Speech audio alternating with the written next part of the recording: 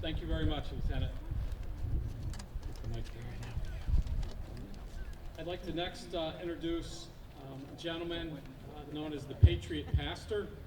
He's got a family that traces their heritage to New England back almost 400 years, Mr. Garrett Lear.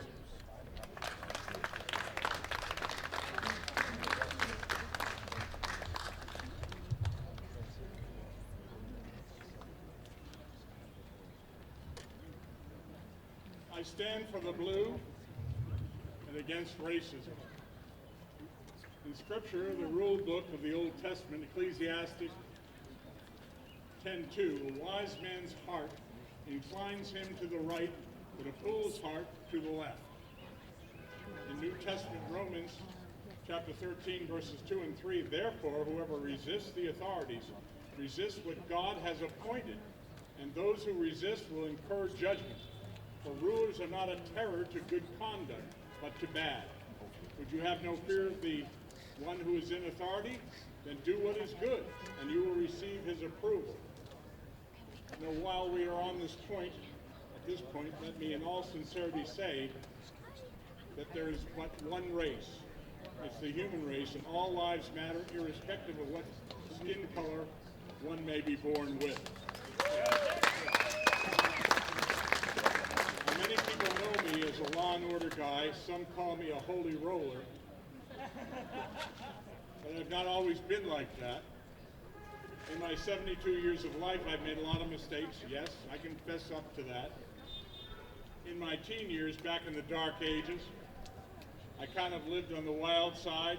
I had been perp walked in 5 states, mostly for fighting and racing cars, and that not on speedways. I know the feel of Smith & Wesson, makers of the best handcuffs, and the sight of a 38 K-frame revolver, like I said, back in the dark ages. The cramped space of the back seat of a cruiser or two, the unpleasantness of looking through the bars from the wrong side, you know. I have many remembrances of police officers wearing different colors of uniforms, white, green, brown, blue, tan. Officers with skin colors, white, black, red, brown, and yellow. They all treated me better than I should have been treated. In 2 towns, Lexington, Massachusetts, and Northampton, New Hampshire, I became friendly with the chiefs there. Both spoke into my life in a positive way. Both reminded me that I was basically a good kid. And they told me if I kept doing what I was doing, I was not going to like where I was going to end up. They attempted to guide me and scare me straight. Chief Ralph O'Connor arrested me several times for various things like trying to outrun the cops by throwing beer bottles out the window of my amazingly fast car. I had quite a few of those. I got stopped at a roadblock, by the way, cop tires that didn't go flat running over glass. I do not have the time here today to tell you the whole story. Chief O'Connor called my dad, who was a decorated World War II Army veteran, to come to the town jail to get me and let me make a plea bargain. No juvie hall, but I had to clean up the mess I made, clean and shine 3 cruisers, pick up trash at Northampton Beach, be ready and dressed properly to ride along with the chief on evening duty every night but Sunday, and go to military school in September.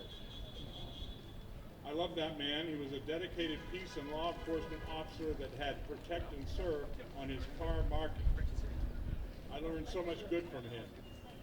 At the military academy, they taught me who to fight, when to fight, and how to fight. I was in the ring with boxing gloves or on the wrestling mat way too often. Those were Vietnam days. I was 1A draft status, but I enlisted in ROTC with the expectation of fighting as an airborne infantry platoon leader on my way to a lifetime Army career.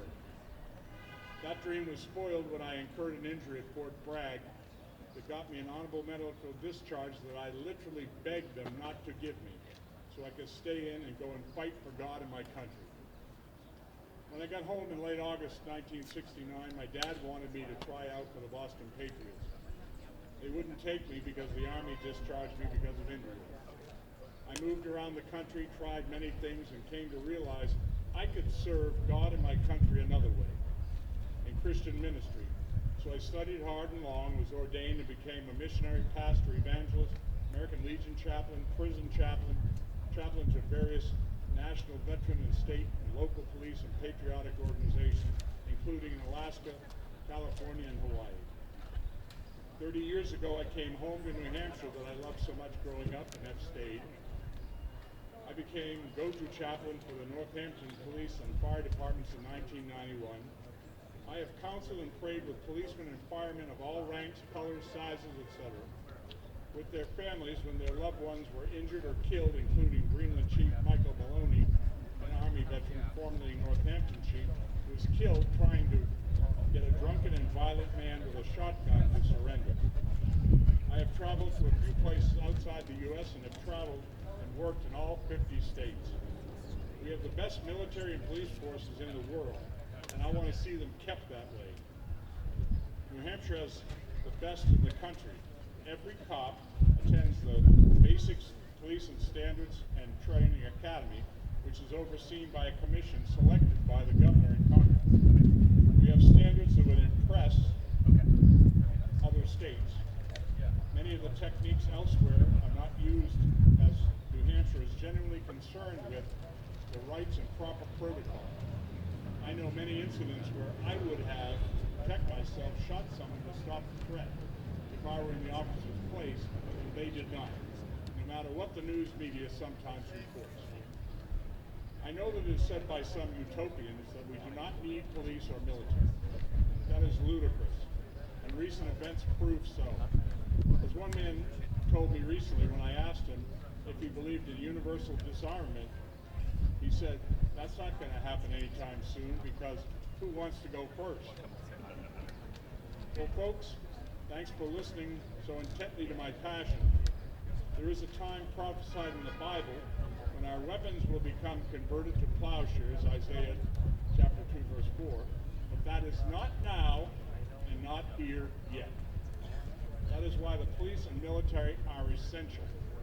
I often say, what we do so well, we can do even better. Let us do that. Amen?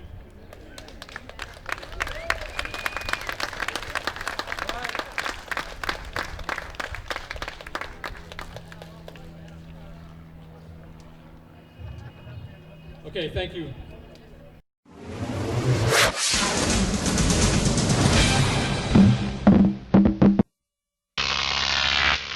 Croc TV.